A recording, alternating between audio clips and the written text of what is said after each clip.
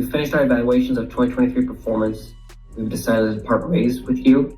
이 여성은 잘 다니던 회사에서 하루아침에 해고를 당하고 갑작스럽게 백수가 됩니다. 하루가 멀다 하고 수백의 직원이 잘려나가는 살벌한 회사, 바로 구글, 아마존, 마이크로소프트. LinkedIn just laid off nearly 700 employees. Qualcomm is planning to cut more than 1,200 jobs. Google, Amazon, and Snap are among the companies continuing to downsize. 전 세계 취준생들이 꿈꾸는 글로벌 기업들이 대체 왜 연일 살아난 방 같은 고용 이슈로 논란되는 걸까요?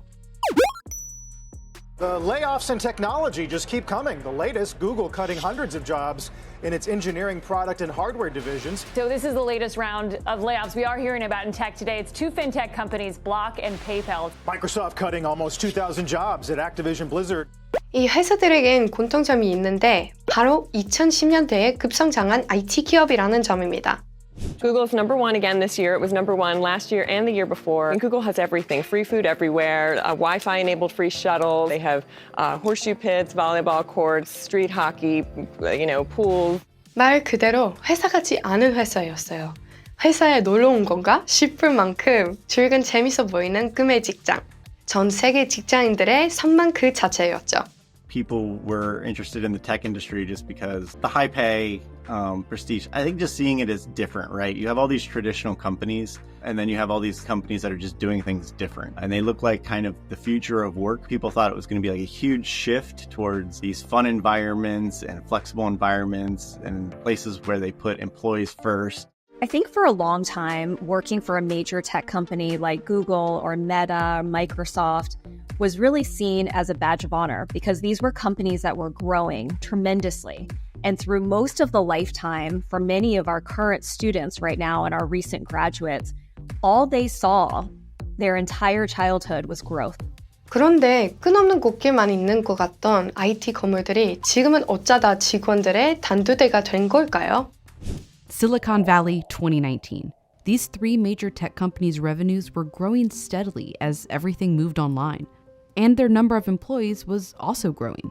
People began shopping from home, binge watching, and just generally being online more.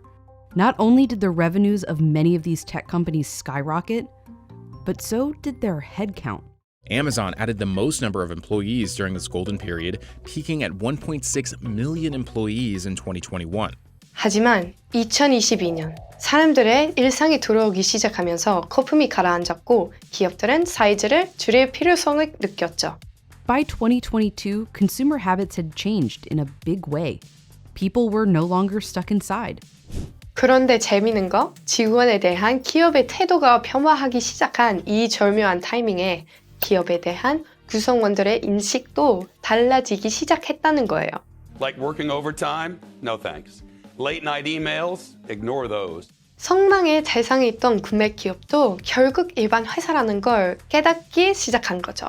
그러면서 일과 개인 시간의 밸런스, 즉 워라밸 중시하는 분위기가 만들어집니다.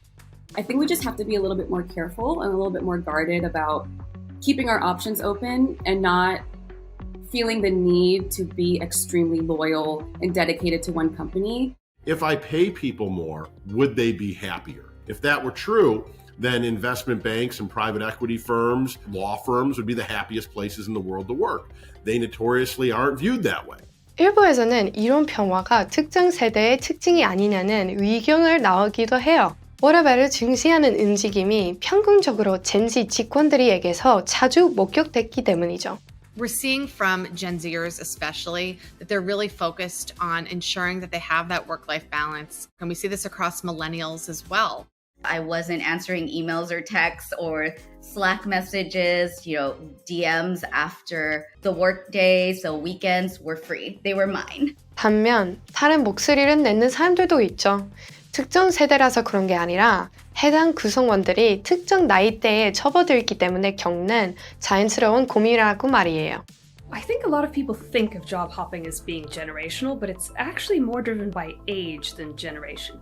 So our parents' generations at the same age as young people today, a lot of the data shows that they quit at very similar rates. as humans, we tend to change every 2 to 3 years in terms of our goals, our priorities, our stages of life. And now the younger generations ask themselves, well, how does my career serve me and not the other way around? 사실 이런 형상들은 최근 한국에서도 어렵지 않게 발견할 수 있어요. 특정 IT 기업들에 대한 동경이 하나의 사회 형상으로 불리거나 잘 다니는 회사에서 하루아침에 내쫓기고 직장에 대한 인식 변화로 갈등을 겪기도 하고요.